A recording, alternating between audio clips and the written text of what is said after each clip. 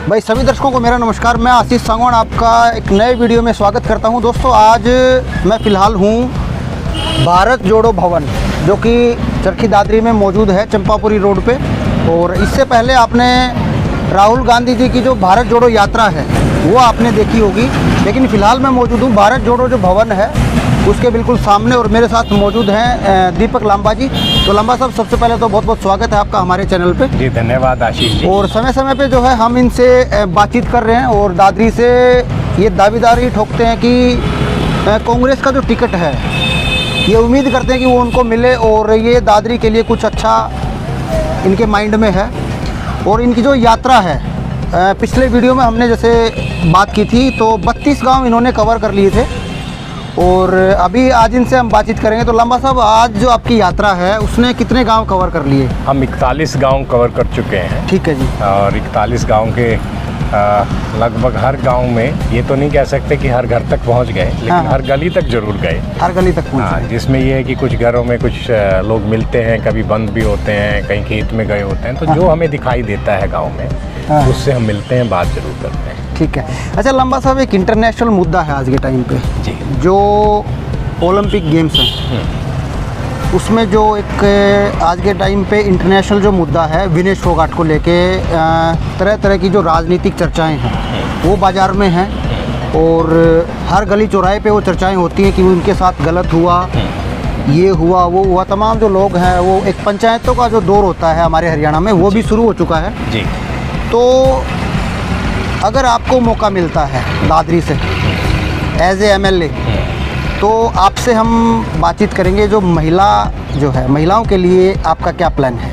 ठीक है, आपने दो चीज़ों की बात अपने सवाल में रखी। पहला आपने कहा कि विशेषकर जो महिला और खिलाड़ी की बात आप करें। विनेश जी का मुद्दा, मैं तो कहता हूं कि जिस स्केल पे चल रहा है उससे बड़ा स्केल होना चाहिए, उठना चाहिए। इसमें कोई षड्यंत्र है नहीं है राजनीतिक, ये कहना अभी मुझे लगता है प्री मैच्योर होगा।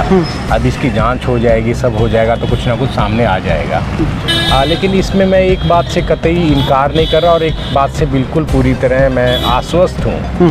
ये सरासर जो खेल मंत्रालय है उसके अधिकारी हैं, जो स्पोर्टिंग स्टाफ है, उनका सरासर सीधा सीधा मामला बनता है काम ना करने का।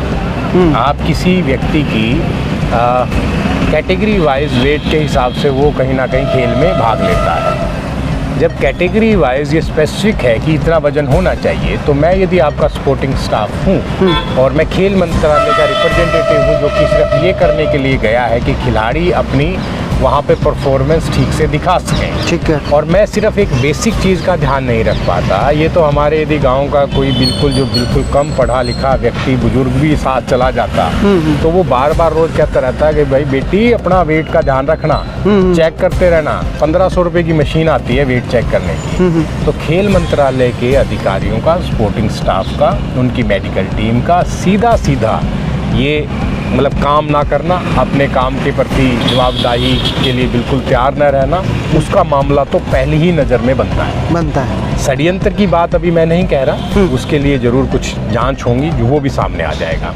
तो मुझे लगता है कि विनेश जी का जो मामला है जितना उठ रहा है, मैं चाहूँगा कि उससे 100 गुना उठे, ताकि आने वाले भविष्य में हमारे किसी खिलाड़ी को ये दिन देखना ना पड़े, ताकि जो काम करने वाले लोग हैं उनको ये पता रहे कि उनकी ड्यूटी क्या है। आप वहाँ छुट्टियाँ मनाने नहीं गए, पेरिस देखने नहीं गए, आप एक उद्देश्य से गए हैं कि जिस व्यक्ति ने वहाँ परफॉर्म करना है आपको उसको फिजिकली ठीक रखना है, तैयार रखना है, उसके आसपास का सुरक्षा घेरा आपका मजबूत होना चाहिए। तो मुझे लगता है इस बारे में तो मेरा 2 लाइन का स्टेटमेंट यही है। दूसरा, आपने कहा कि महिलाओं के लिए क्या। आशीष जी, हम और आप जब भी बात करते हैं, जब मैं कहता हूं कि इस क्षेत्र के लिए मैं कुछ प्लान करूंगा, लोगों के लिए करूंगा, मैं कहता हूं शिक्षा है ना, कमाई दवाई के लिए काम करूंगा, तो मेरे दिमाग में कभी ये नहीं होता कि सिर्फ मैं पुरुषों की बात कर रहा हूँ। 50% जनसंख्या महिलाओं की है देश में, प्रदेश में, हमारे हलके में। ठीक है। 50 नहीं होगी तो उससे थोड़ा कम होगी। ये तो हम मान ही सकते हैं कि भाई 140 में से 65 करोड़ बिल्कुल तो महिला है ना। जी जी जी। तो कोई भी प्लान इनको शामिल किए बगैर, महिलाओं को, बहनों को, माताओं को शामिल किए बगैर तो सफल क्या, मैं कहता हूँ सोच भी नहीं सकता है कोई। समझदार आदमी होगा तो जनसंख्या के इतने बड़े पार्ट को अपनी किसी भी योजना से बाहर रखने का रिस्क ले ही नहीं सकता। तो महिलाओं तो मेरे हर प्लान में, हर मेरी थॉट में शामिल हैं। और महिलाओं के लिए मैं कई बार ये सोचता हूँ कि जब भी आप गांव को सेंटर बनाएंगे उद्योग के रूप में, लघु उद्योग के रूप में, तो उसमें आपका सबसे बड़ा सपोर्ट क्या होगा? सबसे बड़ा सपोर्ट होंगी महिलाएं। आज भी आप गांव में जाइए, दुकानों को कौन संभाल रहा है? छोटी छोटी दुकानों को महिलाएं संभाल रही हैं। मुर्गी लेके खेत में कौन जा रहा है? महिलाएं। दूध से जो इनकम होती है उसमें सबसे बड़ा दामोदार किसके ऊपर है परिवार में? तो मुझे लगता है कि महिला किसान की हम बात करते हैं तो मैं महिला और पुरुष किसान दोनों की बात करता हूँ। बेरोजगारों की बात करता हूँ तो मैं लड़के और लड़की दोनों बेरोजगारों की बात करता हूँ। और मैं ये चाहता हूँ कि मेरे हलके के लोग मेरे को नौकरी दें, मैं यहाँ का रिप्रेजेंटेटिव बनूँ। तो मुझे लगता है कि मैं दोनों के से ही डिमांड कर रहा हूँ, दोनों से ही रिक्वेस्ट कर रहा हूँ कि आप मुझे समर्थन दें। तो महिलाएं तो हर प्लान का हिस्सा होंगी या वो प्लान फेल होगा। अच्छा, जो विनेश फोगाट का जो मामला है जी, उसमें ये बोलते हैं कि जो पहले अध्यक्ष थे जो ब्रजभूषण शरण जी थे, तो आम जनता जो है वो ये मानते हैं कि कहीं ना कहीं उनकी एक सोची समझी साजिश थी उनको बैकफुट पे लाने के लिए। तो इसके बारे में आपका क्या ओपिनियन है, आप क्या कहना चाहोगे? हो सकता है। मैं वो षड्यंत्र की जो बात कह रहा हूँ, अभी भी मैंने उसको ये कहा कि उसके बारे में बोलना मुझे लगता है कुछ समय का समय ही लगेगा। ज़रूर उसके बारे में कोई ना कोई जांच हो जाएगी, कोई ना कोई एजेंसी, कोई न्यायिक आयोग या किसी तरह की भी जांच होगी। हम जैसे जो पॉलिटिक्स से जुड़े लोग हैं या जो सामाजिक लोग हैं, खाप पंचायतें हैं, मैं कहता हूँ उनका तो फ़र्ज़ है कि इस मामले को ढीला ना होने दें, बार बार इसको उठाते रहें। और मैं तो कोशिश करूँगा कि जब वो लौट आएंगे तो कभी उनसे बातचीत करने का मौका मिले तो मैं ज़रूर उनसे मिलने भी जाऊंगा जी। जब आप बात करते हैं कि भी किसी भी संस्था का या किसी भी ऑर्गेनाइजेशन का हेड कोई षड्यंत्र रचे तो नीचे तक वो षड्यंत्र किया जा सकता है। मैं इसमें पॉसिबिलिटी से इनकार नहीं करता, हो सकता है। लेकिन मैं फिर भी एक बात कहूँगा कि किसी भी बड़े लेवल के षड्यंत्र को उनके सपोर्टिंग स्टाफ का एक व्यक्ति भी अपनी ड्यूटी ठीक से करता तो उसको नाकाम किया जा सकता है जी। आप यदि आपके आसपास 10 लोग काम करते हैं और 10 की जिम्मेवारी ये है कि वो आपको ठीक से खेल के लिए तैयार करें, उनके कोच हैं, स्पोर्टिंग स्टाफ है, मेडिकल टीम है, खेल मंत्रालय के ऑफिसर्स हैं जो उनके डिसिप्लिन का भी ध्यान रखते हैं, उनकी एक्टिविटी को भी नोट डाउन करते हैं, उनके लॉग बुक्स बनते हैं, कहाँ खिलाड़ी गया, क्या खाया, क्या हुआ। यदि उनमें से एक व्यक्ति भी अपने ड्यूटी को पूरी जिम्मेवारी से निभा देता तो मुझे लगता नहीं कि ये दिन हमें देखना।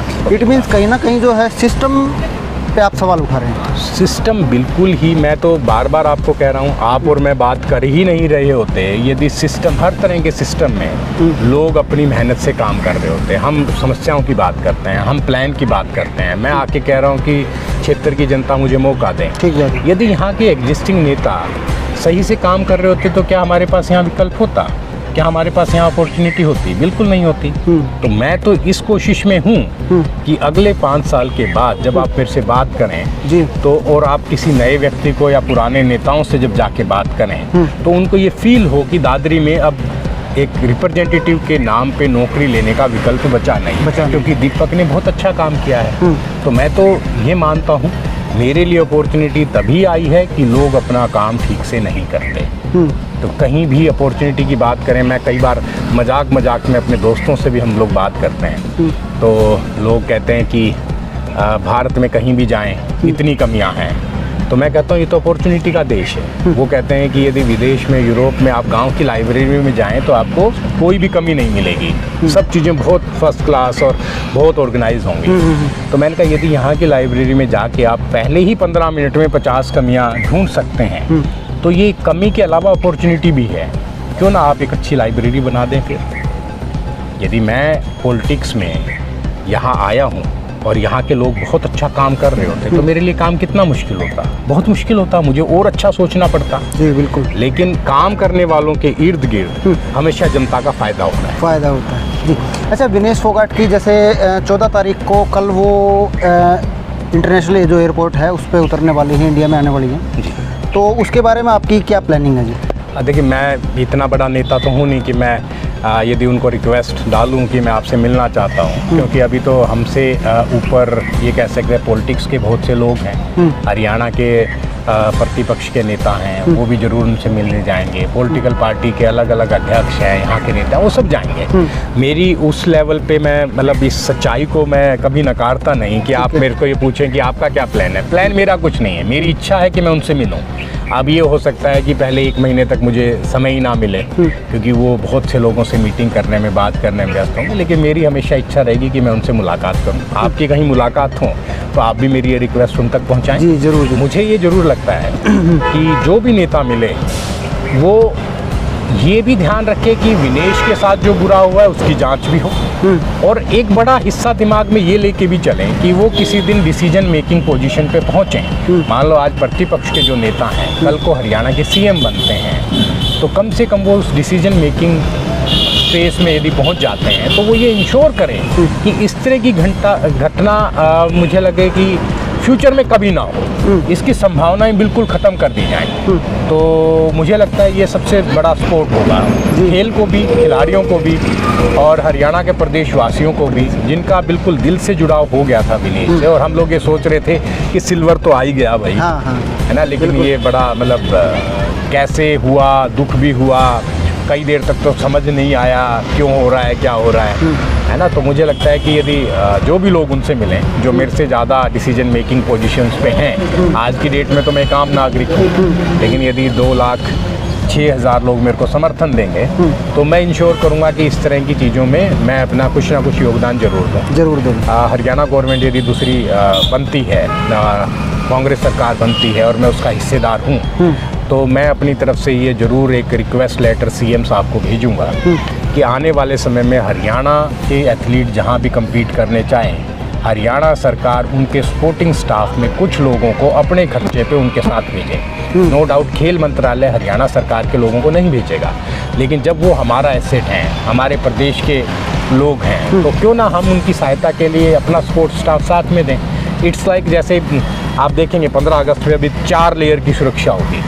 4 लेयर की सुरक्षा एक एजेंसी की नहीं होती है जी। प्रधानमंत्री के आसपास आपको पता है उनके क्लोज ग्रुप एसपीजी के लोग होते हैं, उसके बाद दिल्ली पुलिस होती है, फिर पैरामिलिट्री होती है, और लास्ट में एयरफोर्स भी होती है। तो आपको ये जो लेयर की सुरक्षा है क्यों ना अपने खिलाड़ियों को दी जाए। लंबा साहब, आपसे अगर हम आगे बातचीत करें, जो बजट है कहीं ना कहीं जो सोशल मीडिया है उस पर एक लोगों में गुस्सा है, खासकर स्पेशली जो हरियाणा के लोग हैं। कहीं ना कहीं हरियाणा का जो खेल बजट है उसको देखते हुए जो गुजरात जो स्टेट है उसको उससे दोगुना तिगुना जो खेल बजट है वो दिया गया, तो उसके बारे में आपकी क्या राय है? मुझे ये लगता है हरियाणा की खेल नीति एक्स्ट्राऑर्डिनरी थी, जिसके प्रभाव आने शुरू हुए। खेल नीति कांग्रेस के समय हुड्डा सरकार ने शुरू की थी, है ना, पदक लाओ नौकरी पाओ वाला। उस खेल नीति में धीरे धीरे बदलाव होने चाहिए थे, सुविधाएं दी जानी चाहिए थी। जब आप कंपेयर करते हैं कि हरियाणा का बजट कम है, गुजरात का बजट ज़्यादा है, सरकारों ने ये मान लिया कि बजट एलोकेशन ही उनका सबसे बड़ा काम है, कि आप किसी चीज़ का पैसा भेज दो, एक खजाने में जमा कर दो, लोग उसको लगाएंगे, निकालेंगे, इंफ्रा पे खर्च कर देंगे, वो कर देंगे। हमें ये याद रखना चाहिए कि एंड रिजल्ट क्या है। हमें ये सोचना होगा, यदि सरकार ये सोचे कि हमने जो अपने 28 राज्य हैं उनको बारी बारी से हर योजना में खेल के लिए तैयार करना है। हरियाणा डेवलप हो चुका है, ठीक है, मान लेते हैं, यहाँ के लोग पदक लाते हैं, ठीक है। ये भावना होती कि भाई गुजरात में पैसा इसलिए लगा रहे हैं कि वहाँ के राज्य के लोग भी खेल के प्रति आकर्षित हों, तो मुझे इसमें कोई बुराई नज़र नहीं आती। जब आपको ये पता ना हो कि आप पैसा किस लिए दे रहे हो और उसका एंड रिजल्ट क्या आएगा, तो सरासर भ्रष्टाचार को ही न्योता है जी। आपका पैसा भी गायब हो जाएगा थोड़े दिनों में और उसका एंड रिजल्ट भी नहीं आएगा। आपको टारगेट सेट करने होंगे। मैं आज ये कहूँ आपसे कि हरियाणा सरकार का खेल मंत्रालय आने वाले समय में इतना बजट देगा और खिलाड़ियों के लिए काम करेगा, तो मैं अपने विजन में ये भी लिखूं कि आज हमारे 200 खिलाड़ी पदक लाते हैं, ये 2000 मैं 5 साल में करूंगा। ठीक है। जब आप ये जिम्मेवारी भी लें कि पैसा तो खर्च करूंगा लेकिन उसके रिजल्ट की जिम्मेवारी भी मेरे ऊपर है, तो सरकार को ये बताना चाहिए जब उन्होंने गुजरात को पैसा दिया तो उन्होंने क्या सोच के पैसा दिया। लेकिन हमारे देश की मतलब मैं कहूँगा कि 10 साल से ऊपर का समय हो गया है। हमारे देश की सबसे बड़ी दिक्कत ये है कि यहाँ के जो शासक हैं, जो यहाँ सरकार चलाते हैं, वो कोई भी फैसला लेते हैं और उनको ये नहीं पता होता इस फैसले का एंड रिजल्ट क्या होगा। नोटबंदी इसका सबसे बड़ा एग्जाम्पल है। जो सोचा गया वो बताया गया कि इससे ये फ़ायदा होगा, फिर बार बार बदल दिया गया। भाई आज आप कहते हैं गुजरात में पैसा दे दिया, खिलाड़ी वहाँ से निकलेंगे, मान लिया हम खुश हैं, अच्छी बात है। हरियाणा के साथ साथ गुजरात के खिलाड़ी भी निकलेंगे। फिर थोड़े दिनों बाद कहा नहीं इंफ्रास्ट्रक्चर डेवलप हो जाएगा गुजरात का, हम मान लेंगे चलो स्टेडियम भी बने।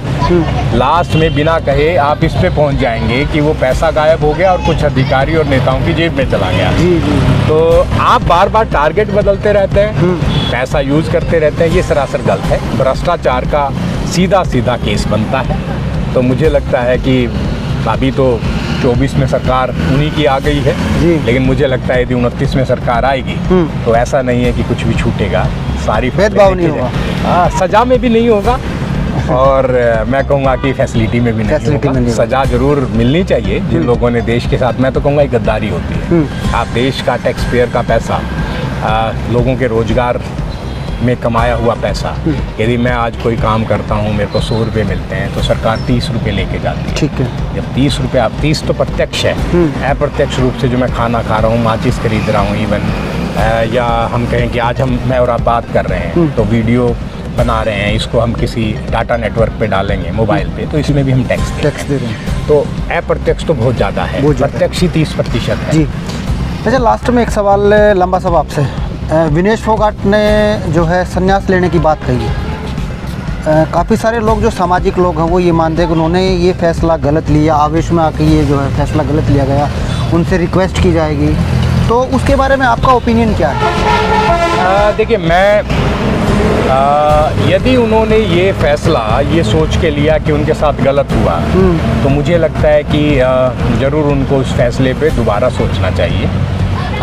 किसी भी खिलाड़ी को संन्यास लेना है, आगे खेल में उन्होंने क्या कंट्रीब्यूट करना है, ये अक्सर उनका बिल्कुल क्लोज फैमिली मेम्बर्स का, उनका अपना पर्सनल, उनके मेन कोच का फैसला होता है। तो विनेश जी को ये रिक्वेस्ट तो ख्वाब भी कर चुके हैं, लोग भी कर चुके हैं। यदि मेरी मुलाकात आप रिक्वेस्ट डाल देंगे तो होगी, तो मैं भी ये करूँगा कि आपको उस फैसले को दोबारा सोचना चाहिए। लेकिन अल्टीमेटली वो फैसला उनका है। हम ये कहें कि उन्हें खेलना है नहीं खेलना है, ये डिसीजन हमारा नहीं होना चाहिए।